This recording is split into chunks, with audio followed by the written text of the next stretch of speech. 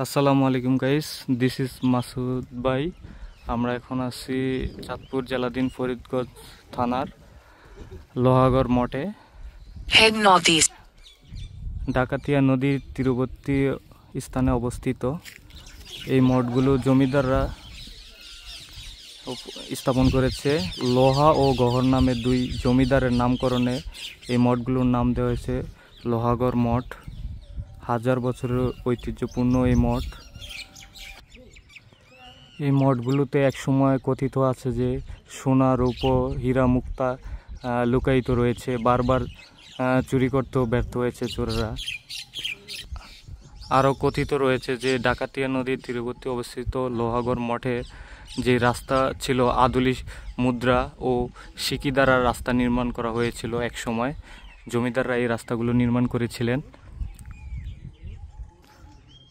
আমরা এখন আপনাদের লোহাগড় মঠগুলা দেখার সুযোগ করে দিলাম।